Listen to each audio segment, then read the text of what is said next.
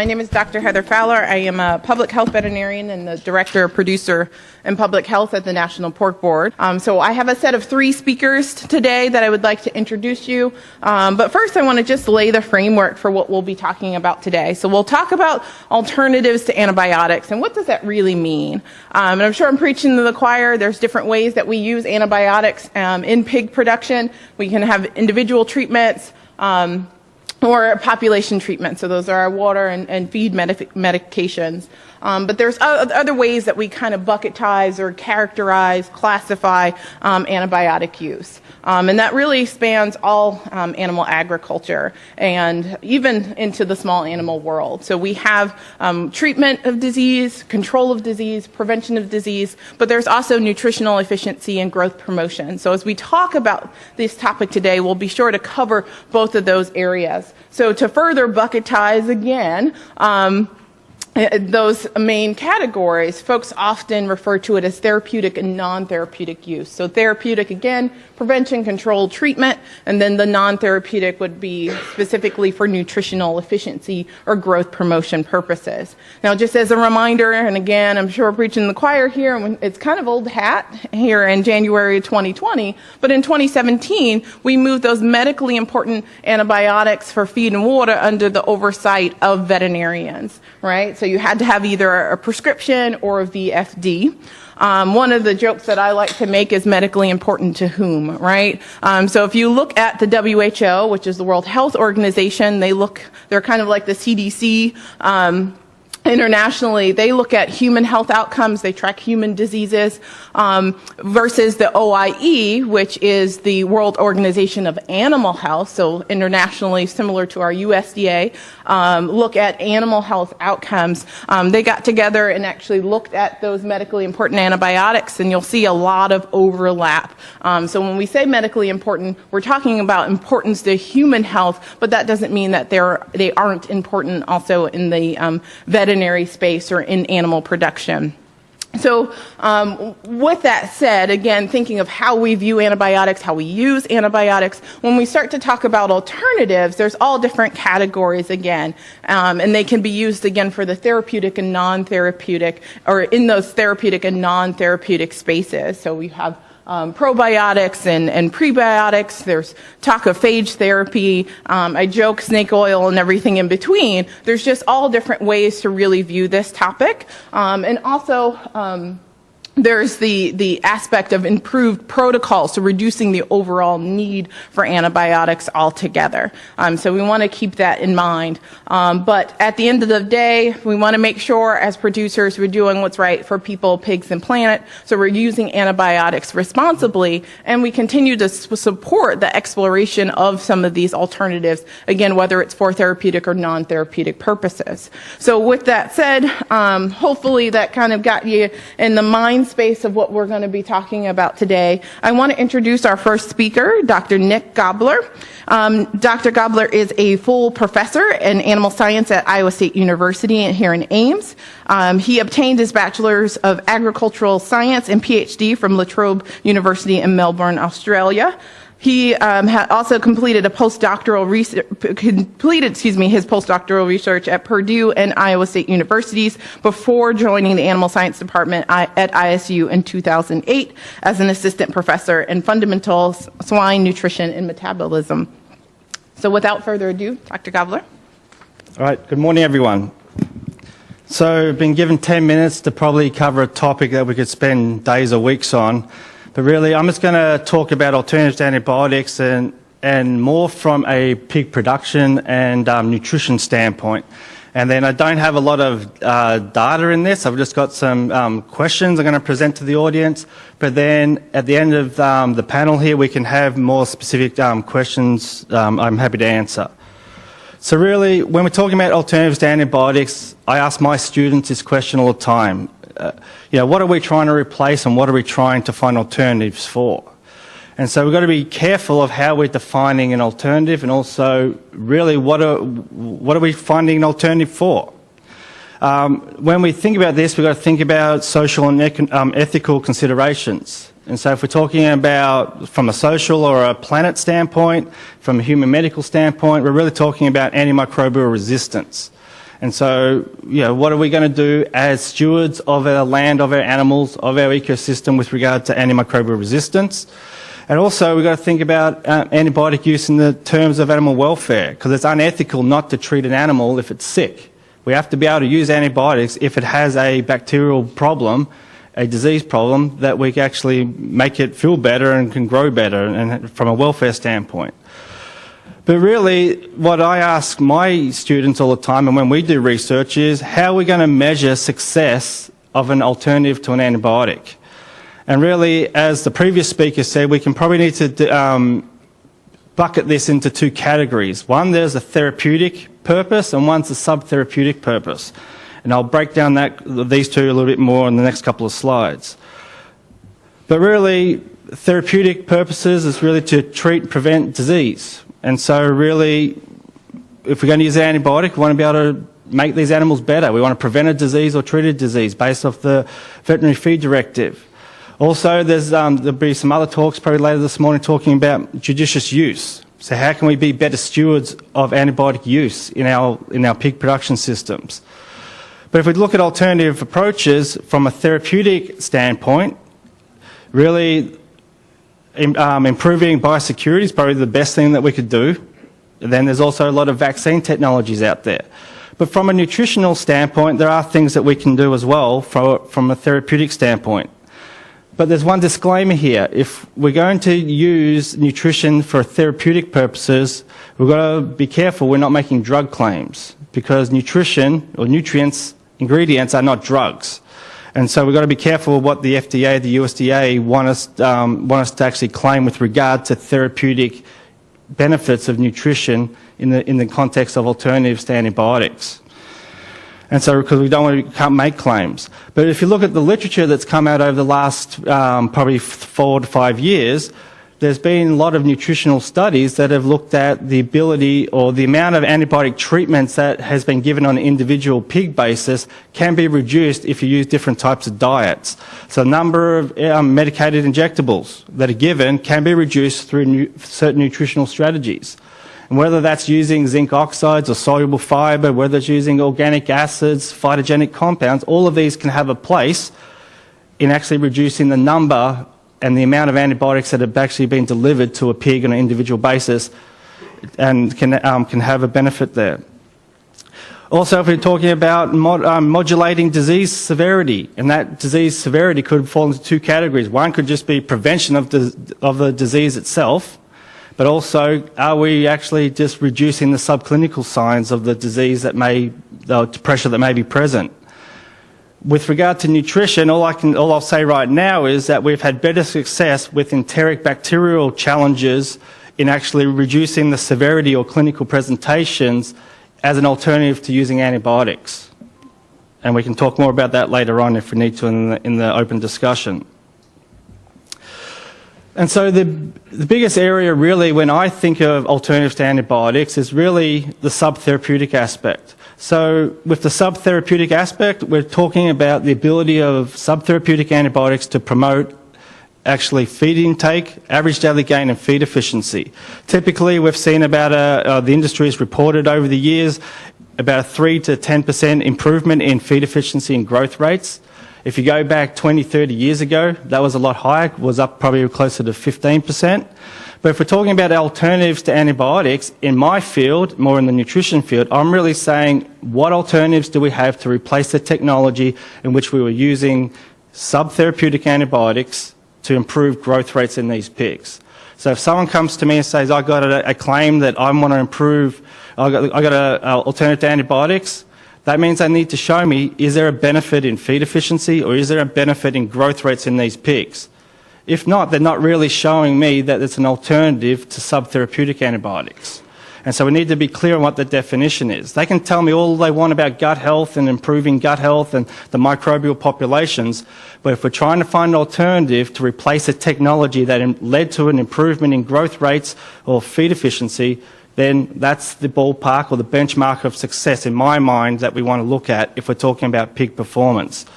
So here's just a quick figure, some research that we've published more recently, but here we had about a 40 or 80 part per million chlorotetracycline diet here in the red, and then the black line is our control pigs. But over a 5-week period, we ended up with about a 4 kilogram, 8 pound difference in body weights just over a 5-week nursery period, just due to the use of subtherapeutic antibiotics. And so if we want to find technologies to replace subtherapeutic antibiotics, we need stuff that's going to improve growth rates, and we also need technologies that will improve feed intake and also hopefully feed efficiency. But the problem that we have, and some of you have heard me say this before, we really don't know the mode of action of how subtherapeutic antibiotics have actually worked to improve pig production or pig performance for the last 30 or 40 years. And that's an area of research that my group and a lot of others around the country are trying to understand is, what is the mode of action? How does subtherapeutic antibiotics lead to improvements in growth performance beyond what they do from a health standpoint? Because if we don't know what they did or how they worked, how are we supposed to find alternatives to actually improving growth performance or feed efficiency?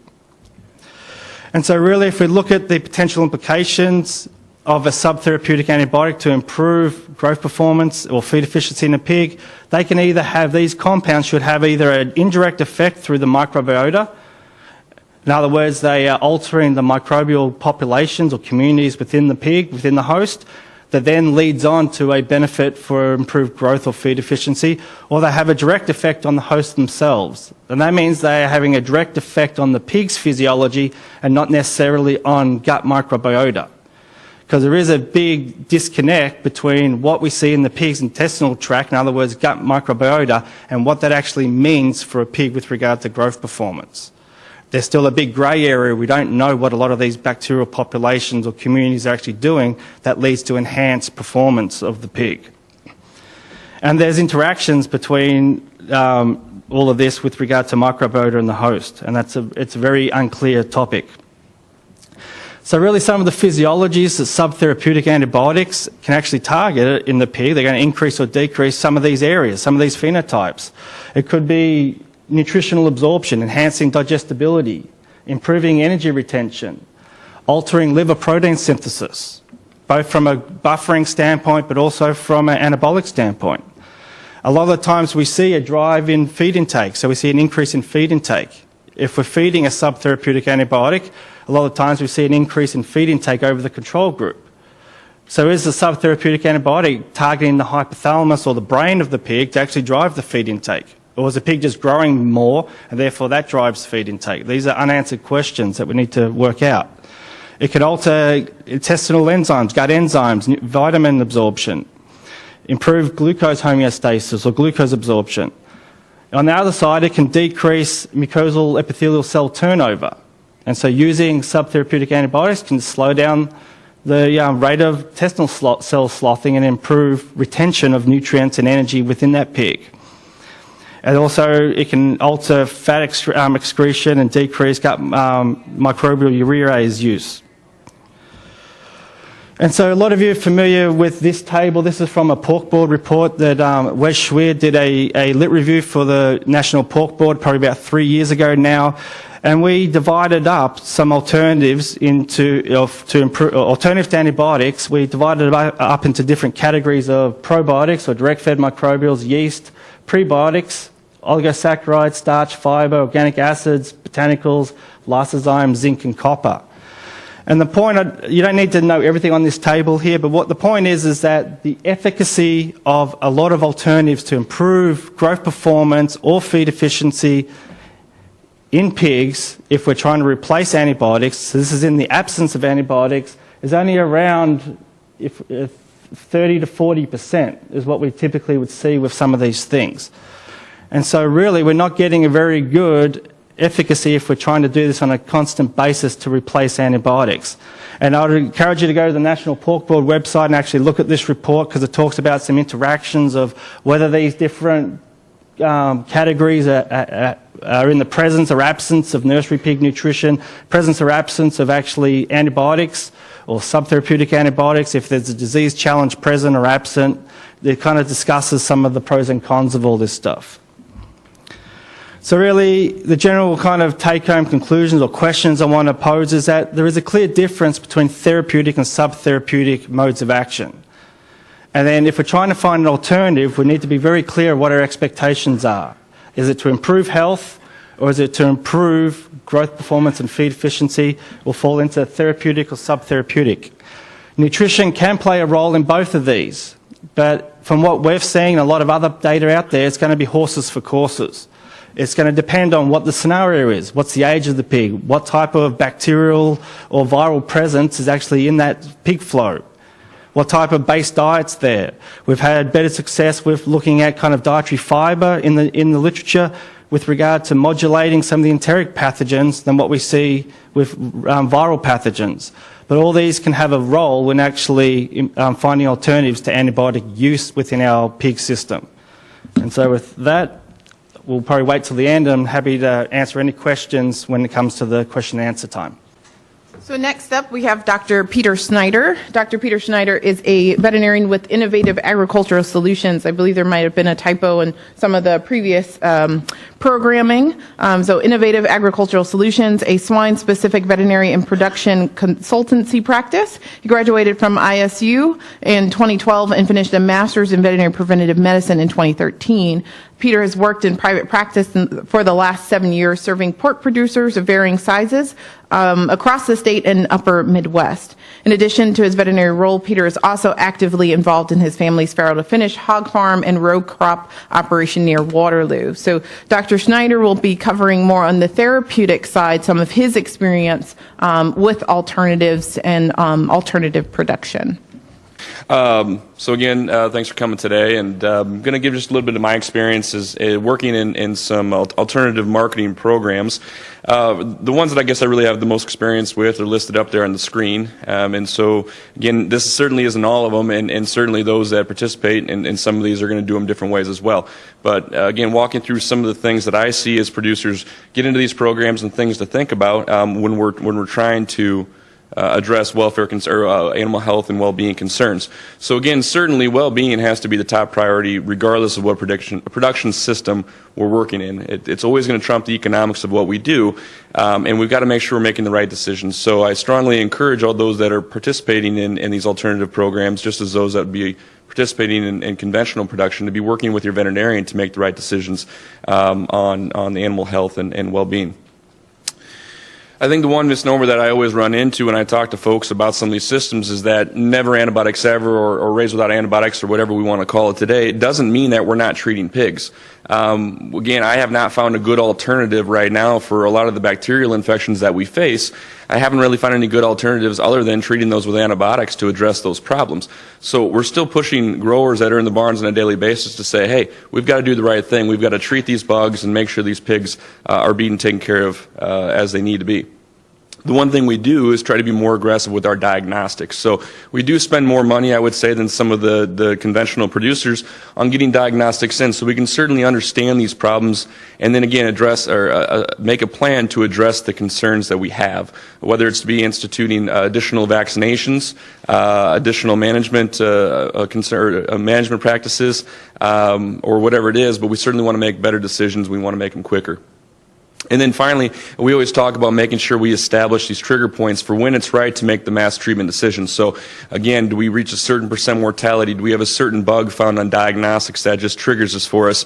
And it may not mean that we're mass treating entire barns. Again, in some diseases, it's simple as go in and mass treat that pen. And we can a lot of times shut down some of those diseases before they become a larger issue in the barn and preserve some of those pigs for that marketing program. So just getting into some general guidance, guidelines here for alternative programs that I work with. And I think Dr. Lincoln is going to talk more specifically about her experience in a particular system, but I think we're going to piggyback nicely on that. So certainly going back to some things that Dr. Gabler talked about was we really focus on improving immunity. So again, we always talk in the veterinary community about an ounce of prevention is worth a pound of cure, and it's no different than what you guys face in conventional production as well, and that we have to have a good vaccination strategy. So we talk, this just right here is just a list of pretty much the core vaccines that I would talk with producers about. And again, that's really nothing different than what I would talk to conventional producers about either. We may throw in some specific vaccines depending on the flow. So again, whether it's an autogenous for an A. suis, an APP, or Haemophilus parasuis that particular flow sees, or again, maybe a non-toxigenic E. coli inoculum that would help out with some early E. coli concerns. But we're certainly doing things like that on a flow-specific basis. And we always talk about timing. Certainly this is also important in conventional production, but I think with some of the alternative programs that we get into that have specifics on wean ages, again, sometimes those things throw off our dynamics on our timings that we would normally look at. But we certainly want to get a pig that's healthy, robust enough to respond to these vaccines, but also looking at ease of administration. So again, picking up a 35-day-old pig to vaccinate isn't always the most convenient thing for somebody in the sow farm to do, but again, it's maybe the reality of what we live in. One thing I think that maybe separates more so than others between conventional and some of the alternative marketing programs is worms. Again, this is really something as you know, you go back in the day and you talk to some of the producers that have been around a long time, you know, those are things maybe they're more in tune with, but I certainly know sitting in parasitology class at vet school when the professor started talking about worms in pigs, I kind of spaced out and really thought, well, I'm not going to have to deal with this because we just don't really have to very often in a lot of our conventional systems. But certainly as we talk about some of the alternatives that require some bedding or solid flooring, this definitely becomes more of a concern. So again, understanding timing on appropriate administration and the bugs you're dealing with, and then also understanding that there's some interaction here when we have a large parasite load and other bacterial or viral diseases definitely amplifies those and makes the situation much worse. So being specific in your program to be able to target, you know, the right timings for when these worms should be addressed is important. And also producers going into different alternative markets need to understand what's allowed in those programs and what's not allowed in those programs, because certainly it can vary from program to program.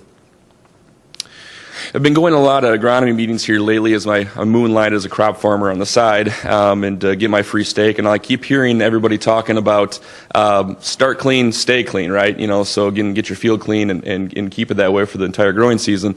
But it certainly holds true to raising pigs, again, not just in conventional systems, but certainly more so in the value-added flows that that I deal with. And so again, as we look for sow farms that are good candidates to fit into these alternative markets, we're usually looking at those peripheral farms kind of on the edges of our core production areas. So again, keeping a farm PRRS negative in Iowa or PD negative in Iowa is definitely more difficult than when you get them into, again, some of the fringe states, the South Dakotas, southern Missouris, and the like. So again, those sometimes make better places to start with your flows from versus those that maybe have more heavy pressure. And again, as Dr. Gabler said before, really the focus needs to be on biosecurity. So again, that's the best way to, as an alternative to antibiotics, is to simply just not get the disease, and then it makes it a lot easier for us to manage. We always try to follow up with barns prior to placement, making sure that they're ready to receive pigs, and it's certainly easy for producers to put that off until the last second, warm a barn up a couple hours before pigs come in, and not really think much of it after the last pigs go out. But we have less room for error when we start talking about these alternative systems. So as an alternative to antibiotics, we're definitely making sure the environment's correct for these pigs to get started. And really over the last year, we've focused on water quality. And again, whether this means making sure we have our lines cleaned out on a consistent basis during, before, and after every turn, or you know, again, looking at the water quality itself, it certainly is important to look at. And I think this is an area that we really neglected as an industry, and maybe other protein industries have looked into a lot more than us, but certainly something that we need to be more cognizant about. We kind of keep it pretty simple with, you know, again, citric or propionic acids, bleaches, and again, these are going to be varied by what the program will allow you to do, but simply just getting those water lines clean is important. We've also had a few growers go as far as putting some solenoids on the end of their water lines, and the nursery stage pig purging those water lines fairly frequently to keep that water fresh. A lot of the time that I'm spending in barns with producers and service staff is spent talking about air quality. Again, this is something that, you know, this time of year is definitely easy to see when we've got poor air quality, but also hard to get folks to understand that we're going to have to maybe use a little bit more LP than what they'd like. Certainly, getting that barn environment right makes less humidity, less bacteria in the environment, and a healthier pig to raise. And reducing the overall stress level is extremely important on these pigs. So a question I get often from folks is, what about this product that's out there that somebody just talked to me about, and again, how does it, what do you think? Does it work? Does it not work? And again, I guess we kind of start with a checklist of saying, well, so what they're telling you this product does, is that a problem for you? Is that going to address something that you have an issue with today? And then again, if it does, we actually need to put it into your pigs and see if it makes the problem better. And again, we can't just go on the data that may be out there, because again, every situation is going to be a little bit different. Certainly, there's a list of products that we can choose from today. Probiotics or direct-fed microbials are a pretty popular one. Essential oils have been a thing. Certainly, there's a lot of vaccines out in the market. And then again, in millennial parlance, IDK, which is I don't know. Again, there's a lot of products that come to you that you simply just don't have really a clue what it is. So I do tend to keep it kind of simple. And again, let's make an observation that works for us and make sure it fixes our problem. So with that, I guess I appreciate you guys' time, and we'll be available for questions here later. So lastly, we have Dr. Whitney Lincoln. Dr. Lincoln has been with the Smithfield Foods in the hog production division since 2015. Her interactions within their health system have included working with the Midwest region based in Algona, Iowa, and more recently have included their Rocky Mountain region based in Milford, Utah. She has also owned and managed a mixed animal practice in Webster City, Iowa. Excellent. Thank you, Dr. Fowler.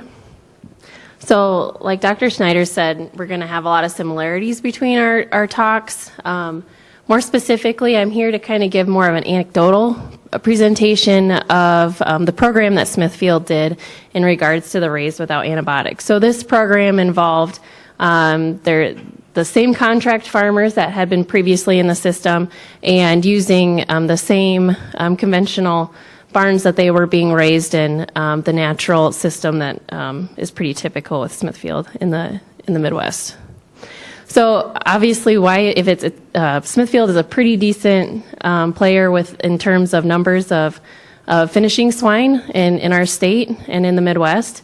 And an integrator of this size, why are they approaching an alternative program like this? And it's really consumer driven, and it's a promise made to their consumer, their protein company, and they made a promise to give them what they want. And so that's typically what these programs are based around, and to diversify their portfolio, definitely.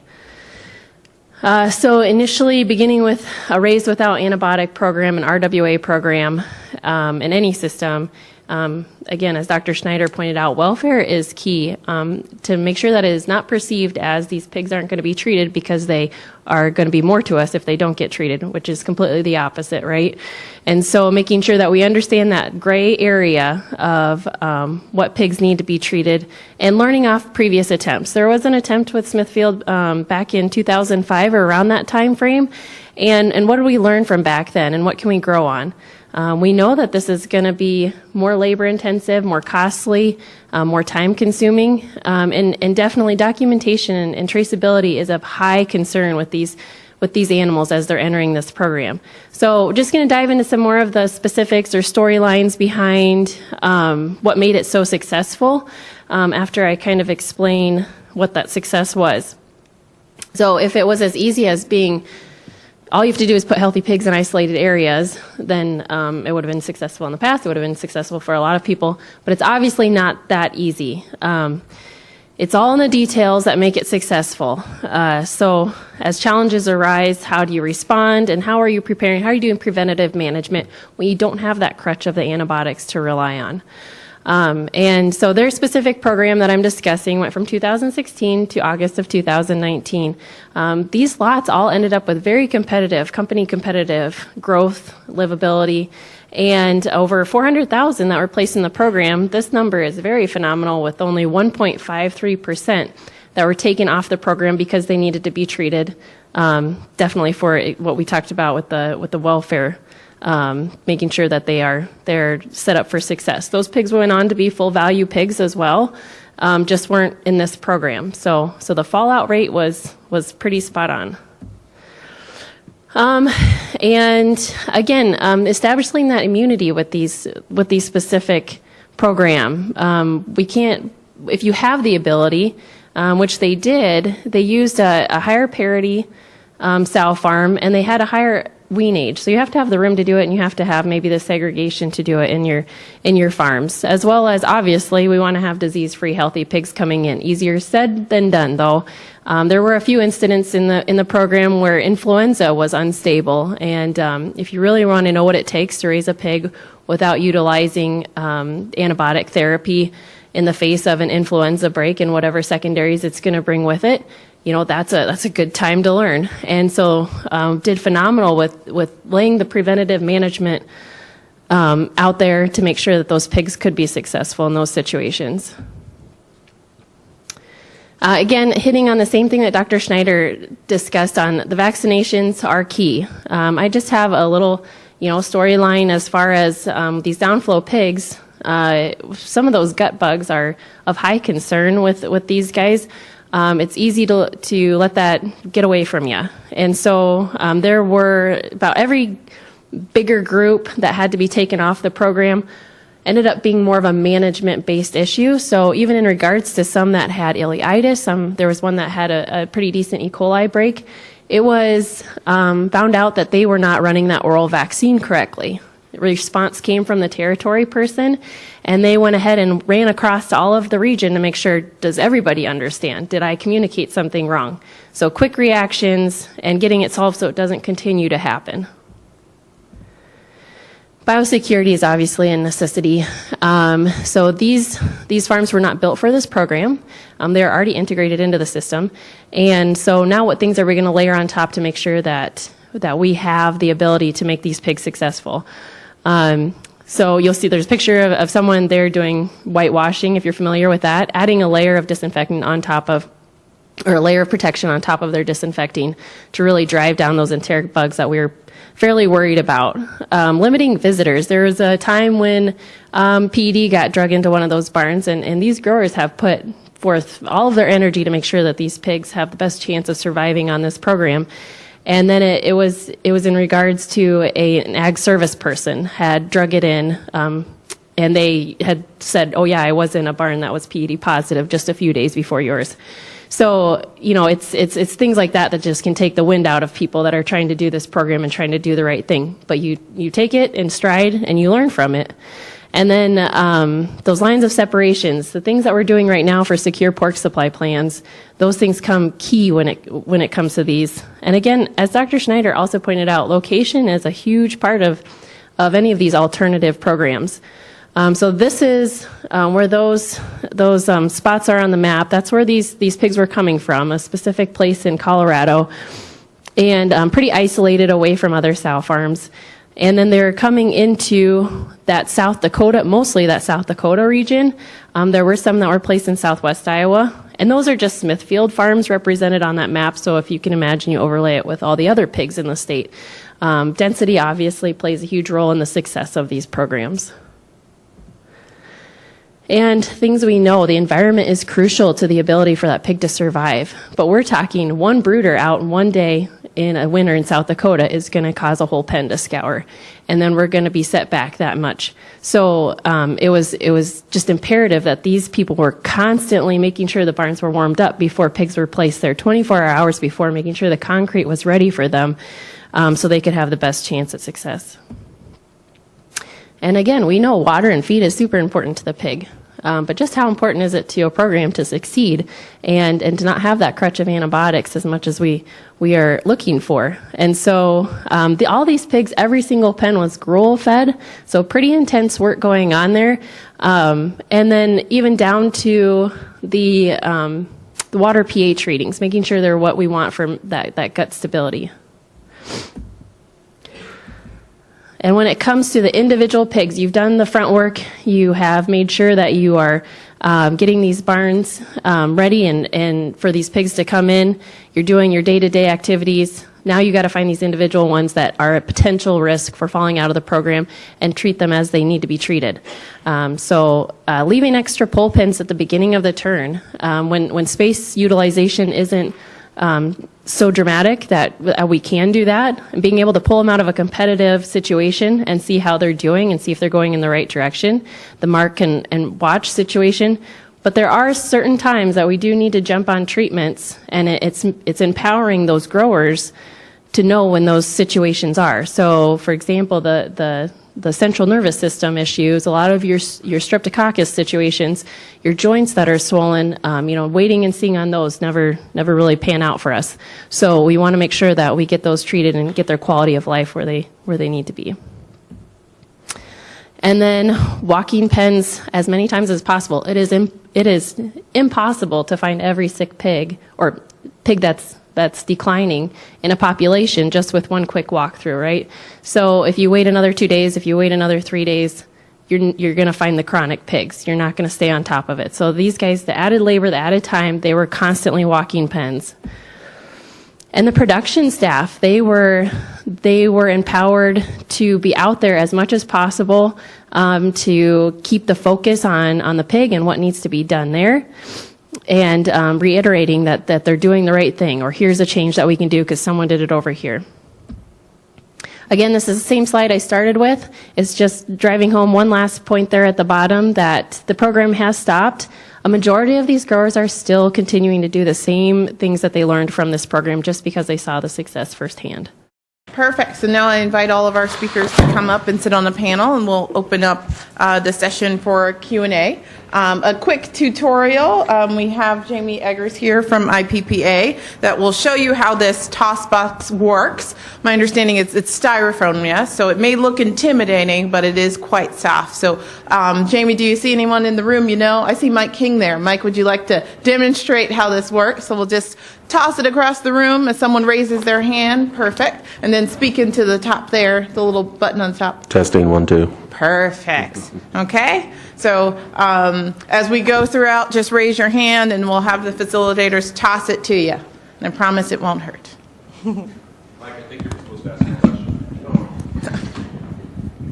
So I would kick it off. I really appreciated you guys, just this conversation about the multiple factors that go into pork production. And I think that's something as an industry we're really interested in sharing, of how we look at the environment. You talked about the workers themselves feeling empowered. We talked about density and just all the different factors that we take into consideration around antimicrobial use and how we can reduce the overall need, or just exploring those alternatives. So I really appreciated that insight and hearing all the thought that goes into a lot of these alternative programs. One question, and Dr. Schneider, you kind of answered this in your presentation already, of what advice do you give to producers that are exploring alternatives, whether it's from a subtherapeutic perspective or even from the therapeutic side? I encourage you, there's microphones in the little boxes here, and just turn them on before you speak.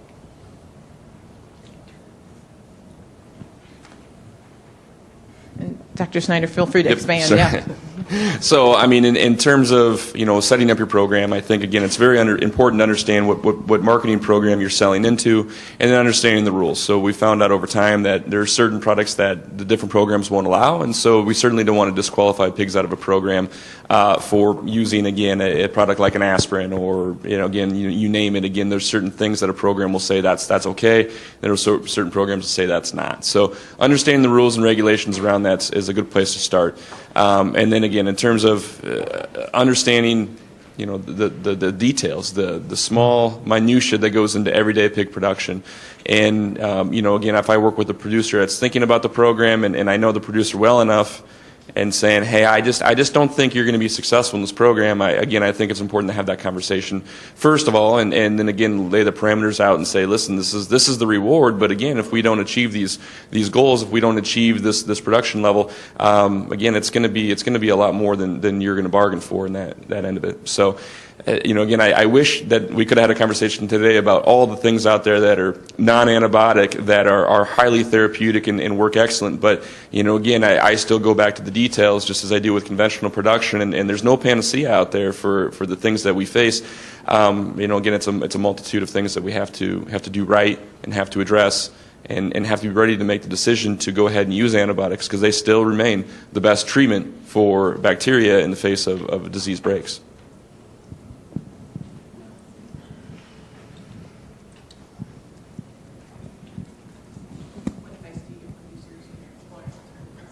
Yeah, so it's interesting because in regards to how Smithfield approached it, they aren't really coming to us. We're going to them and saying, are you willing to do this program? We do think that you are set up nicely to be a potential grower. I felt like I had the slide on the isolated area, definitely. Choosing the right areas to grow these pigs in, I think, was key. But also making sure that they are willing to buy into those small details. There wasn't any big, I think everybody's looking for what's the big answer that's going to make it successful, and it's a lot of little things, and it's finding the right combination, like Dr. Schneider was saying. It's imperative to know the certain situations and what needs to be done to make sure that it does succeed. Yeah, and on the nutrition side, I'd say you probably want to look more at a long-term game. So in other words, you might do something in the nursery over a 4 to 8 week period and see success. Or you may not see success there, but then you may see the benefit when you get into late finishing. And so, especially if we're trying to find alternatives to the growth promotion aspect, we're looking at little incremental gains. And you're not going to see that big 10%, 15% improvement in growth performance early on, or at least straight away. So I think it's a long-term game that you really need to look at the longitudinal impact of what you've done with regard to modifying the diet. And a lot of times, I would say encourage you all to ask the allied industry that are coming to show you their data, say, well, what's it look like all the way through to market? Is there a benefit there for me? Because if they show you just at the end of nursery and you see bigger pigs, well, what about the control pigs? Did they catch up and do the same thing at the end? So is there a benefit for me? And so look at the longitudinal aspect. And I think we just need to encourage people to do more of that. Perfect. Really good points. Next question. So for Whitney, I have a question on within rations. Did you change up anything within that throughout the whole pig's life, or add any kind of additives for gut health and stuff like that? Yeah, that's a great question. Their diets were definitely different than the majority of the pigs being grown in the system. It was definitely focused. They used a lot of, oats were used, I believe, in the very beginning. They made adjustments all along. Specifics on what, I don't have knowledge to. But I do know that they had a higher cost and higher quality diet to begin with. And again, I reiterate that, and that was working with management on their aspect of putting in their resources, but then pulling from the grower to say, what does it matter if we pour all of that into their feed if we can't get these guys to eat when they come in the door? So yeah, in regards to the specifics on which ingredients were used to make it successful, I don't have that information. I do know that they used a few alternatives in the feed to help them, definitely in the early stages for sure. For Whitney and Nick, do you feel like you're recommending enough when it comes to water quality, or would you be looking for improvements in that arena? On water quality, I haven't done a lot of work with water quality, so Okay. I think water quality is underestimated. I think we don't know enough about it. And then what is good water and bad water? I think there needs to be a lot more work done in that area. I think one of the speakers alluded to that. So I'd say, yeah, we need to look more into it. And then, yeah, what defines good water versus bad water, I think, is the ultimate question, which I don't know the answer to that one. Or Pete, too? Because you did mention a few products, so. Yeah, again, and we kept it pretty basic, and again, there's probably not enough information out there, good information to really go on. So again, it's kind of, hey, this feels like this is making a difference. And again, I think as we talk to the growers that are doing more with water quality, at least just making sure, again, our lines are clean, or we have fresh water to the pigs, they would say we tend to see maybe a little bit less scour getting pigs started. You know, one thing we're going to deal with in Iowa is, you know, quote unquote, poor water quality in terms of, you know, some high total dissolved solubles or you know, high iron content or whatever it may be in there, that we're going to deal with that. So if we have pigs in Iowa that are on feed, we're just going to have to work through those things and understand, hey, as long as the pigs are doing okay and we have a little bit of scour getting pigs started, but again, no major concerns, we may have just work through those things and help the grower to know that, you know, we're still on the right plan, the right page, we're doing okay. Do you have much of a water program with Smithfield? Yeah, so that's a great question. And in regards to your first question, are we pushing that enough? No, absolutely not. We know that it can interfere even with our ability to use oral vaccines on these guys. And when you have so many barns across so many different regions, yeah, you see differences, and I think it is underutilized. I think you're hitting on something that's very important. But yeah, the knowledge base is definitely still growing, and it's definitely not pushed probably as hard as it needs to be for especially these programs and across all raising swine. Yeah, really great question, and clearly some opportunities for research in that space. And I think the poultry industry is kind of far ahead of us on that end of it. So again, you know, stealing some information from our friends on that end is probably a good start for some of us that are looking at that. But you know, again, obviously we're dealing with a little different species as well. So how it all translates is probably to be determined. But again, a good starting spot for sure.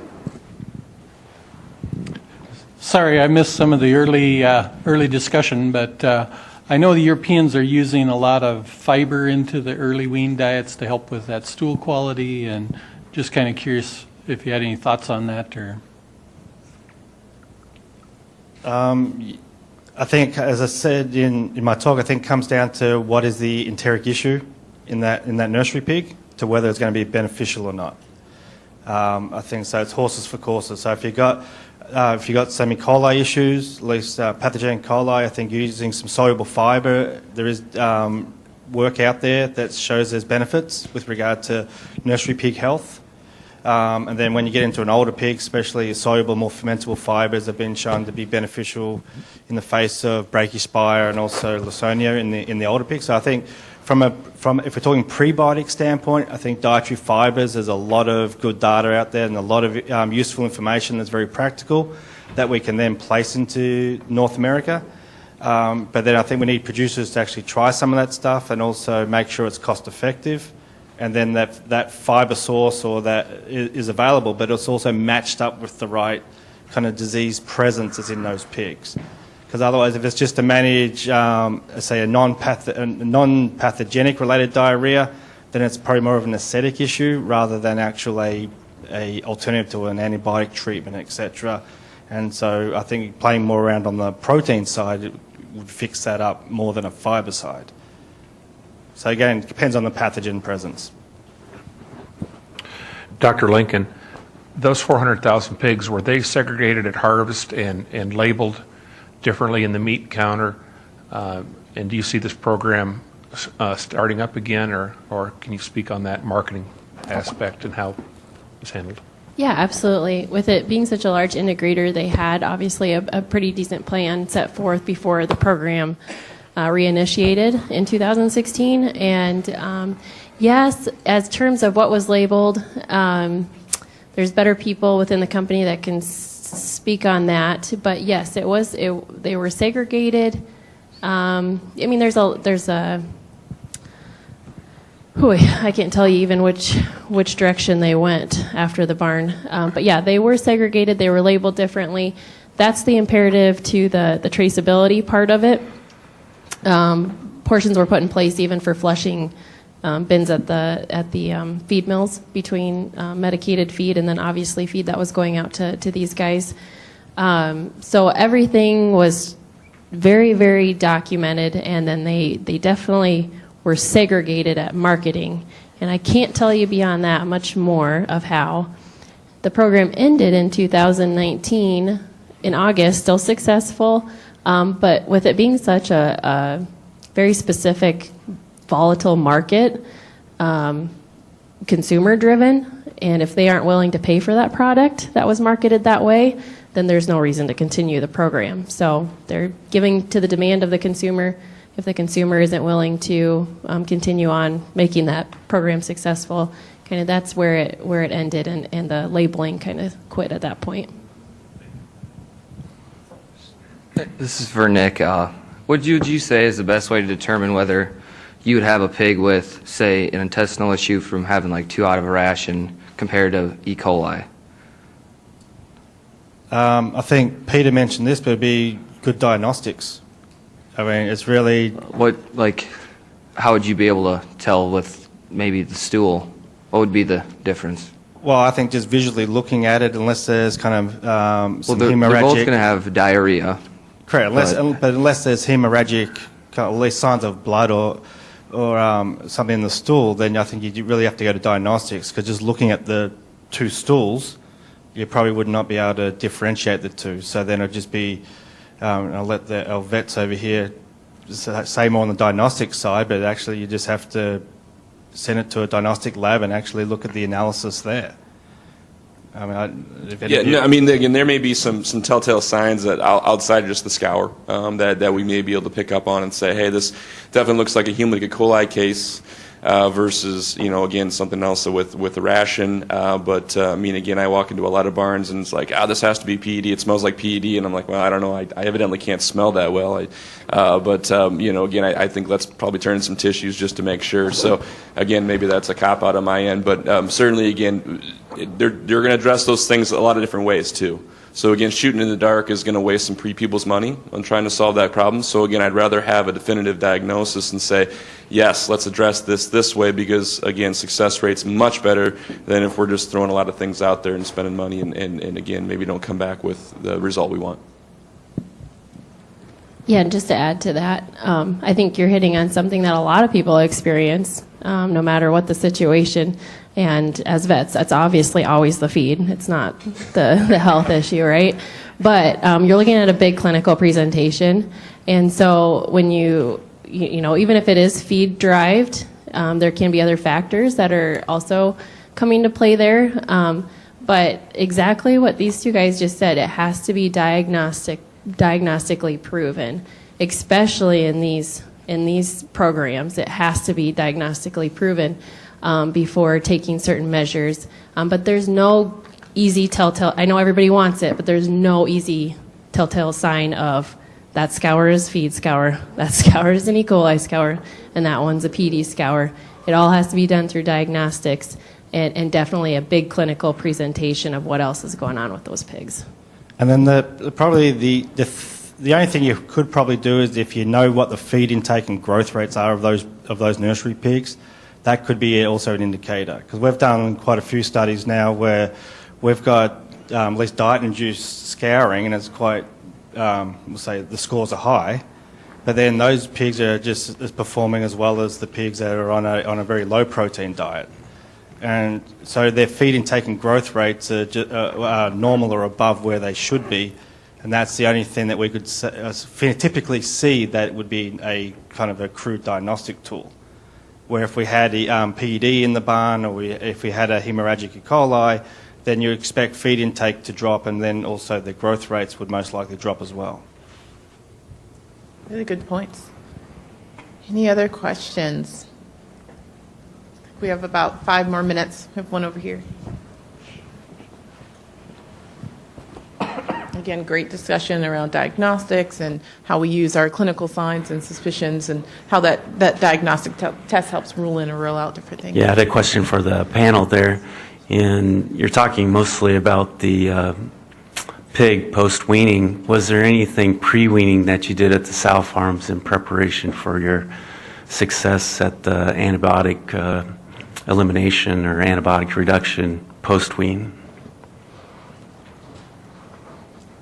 Yeah, there's a lot being done. At the start of Smithfield's program, I mean, just initially having a system that has very procedures laid out. I mean, for example, a lot of these piglets were seeing an antibiotic within the first 3 days on this planet. So they had to have that stripped away, and what are we going to put in place to help with that issue, and really recognizing why we had it there to begin with.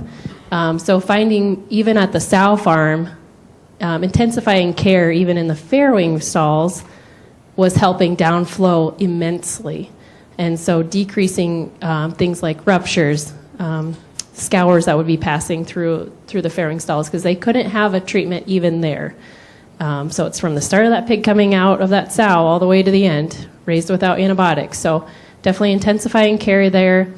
And then changing up some of the vaccine procedures. Again, diagnostics played a huge role in that, figuring out what is something that maybe we were covering up before, and pinpointing those, because once all that gets stripped away with some of the other therapeutics you would have used, they pop up really quick. And so finding those and autogenous vaccines really came into play quite a bit in the sow farms and helped a lot downflow. I mean, I would echo the same thing. You know, again, I really wish I could come up here and say, hey, here's the answer to, you know, raised without antibiotic or, no antibiotic ever production. But, you know, again, it just goes back to the basics. And one thing that, you know, we always talk about as we get into sow farms is cleanliness, right? So I think we don't think enough about that in our conventional production at times, that, hey, we take that sow out of that gestation crate or that gestation pen and move her right into farrowing. Well, hey, is it beneficial to maybe give her a bath before she goes in, so she's clean of some of the stuff in the environment? Make sure the crate's clean. You know, I think we get away from some of the basics of just cleanliness and scraping the crates on a daily basis. You know, maybe we go every third day or every other day or maybe once a week or whatever it is. But again, maybe in some of these programs we have to think more about the daily checklist there of saying, nope, this is not non-negotiable to be able to reduce that pathogen load of that piglet in the environment. Especially, again, as we talk about times around processing where we're not using antibiotics to cover up some of the sins that maybe we can in conventional production. So we've got to eliminate or limit infections that would come from some environmental factors. And I'll also add, probably weaning age could also be a factor. By increasing the weaning age, you're going to could have a better pig in the nursery and downstream. That's what a lot of the European informational data would suggest as well, in the face of no antibiotics. Dr. Lincoln, you said that you ended the program and it wasn't cost effective at this time. But do you feel in the future we need to be looking more closely at this type of production when we see what's happened in the poultry industry? Yeah, I mean, I think our whole goal is to have no more fake meat out there, right? No more of those commercials, no more fake meat at Burger King. We want to focus on where we can improve our industries. So yeah, this has the potential, if it's consumer driven, it has the potential, these programs. In regards for these programs with the care given to the pigs, I think it provides a good, a well-rounded picture of what we can do. We have to accept that it's higher cost, that it's more labor, more intensive work. And so there is a bottom line that has to be met. Otherwise, we won't have these companies to do this. And so it's finding how much a percentage of our industry really can successfully hold those programs in my mind. So we're right at time. Thank you so much for your questions. I want to remind folks to fill out your evaluation form. You can hand them in the back, and also if you need a stamp showing that you attended today. Thank you so much for coming. Just quick parting words. National Pork Board has a self-assessment tool for those of you considering transitioning to raised without antibiotics. So going through some of the questions that we talked about environment, maintaining or optimizing, maximizing animal health, all of those things, understanding the aspects of the program itself. So that's online on our website, and I have business cards if you have follow-up questions. But thank you again for coming, and I think we had a really good turnout and some really good questions. Thank you so much.